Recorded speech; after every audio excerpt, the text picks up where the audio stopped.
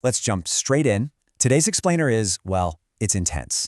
We're getting into a raw, completely unedited audio diary from a woman who just discovered a massive, decades-long betrayal. We're going to map out her real-time scattered thoughts to see exactly how our brains and our bodies handle the truly unimaginable. And honestly, I want to start right off the bat with this line from her recording. She says, "It's not just deception, it's lies. It destroys your health." That distinction right there, it's absolutely crucial. She's not talking about one single broken rule. She's dealing with a literal atmosphere of falsehood.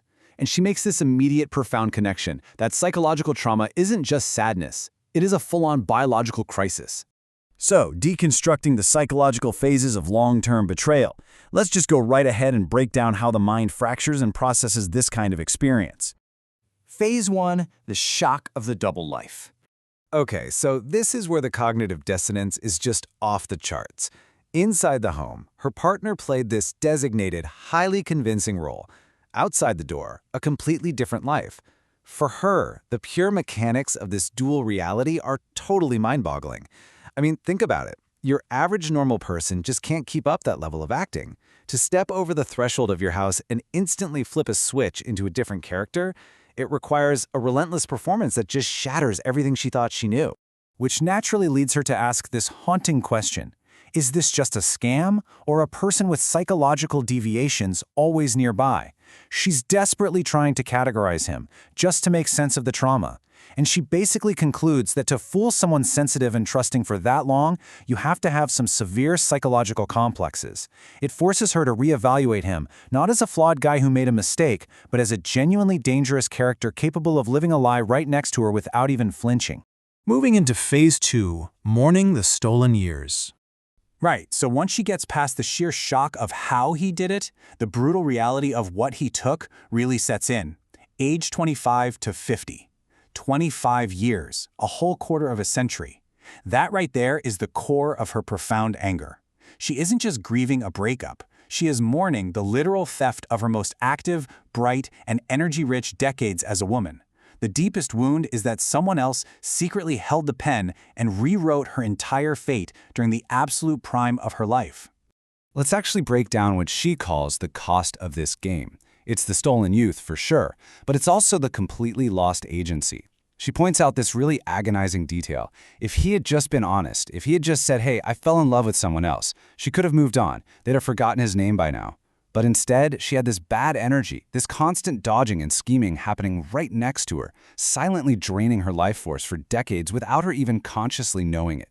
Phase 3, the physical cost of lies. Cortisol. We all talk about stress in abstract terms, right?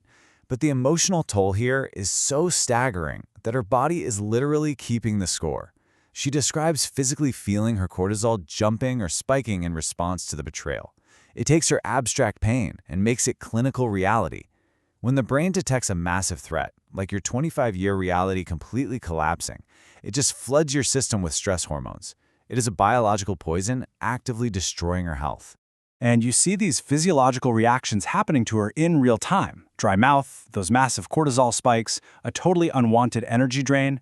But the wildest part? She is incredibly angry at herself for having these reactions. She feels like her body is yielding to his provocation. She desperately doesn't want this deceitful situation to physically break her. But her nervous system is just reacting autonomously, and it adds this huge secondary layer of frustration. Finally, we reach Phase 4. Seeking neutrality through self-therapy. How do you survive an emotional and physical hijacking of this magnitude? You have to build a mental fortress. She outlines this really specific conscious survival strategy. Step 1, acknowledge the fact. The betrayal is real, it happened. Step 2, stop the self-destruction. She actively commands herself to stop feeding that physical panic we just talked about.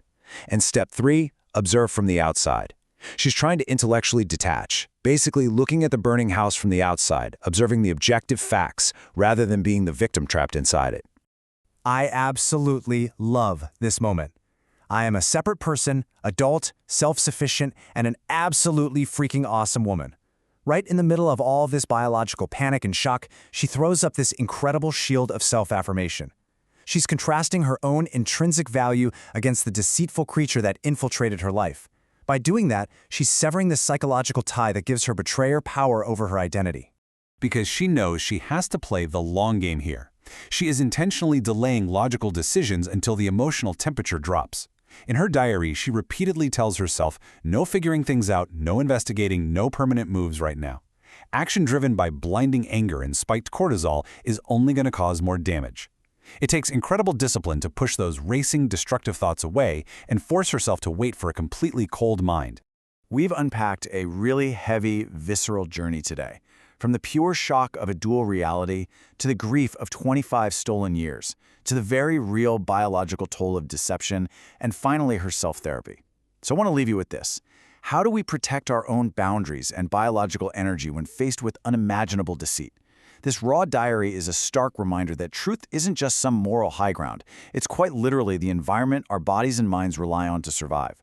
Thanks for joining me on this explainer, and keep asking the big questions.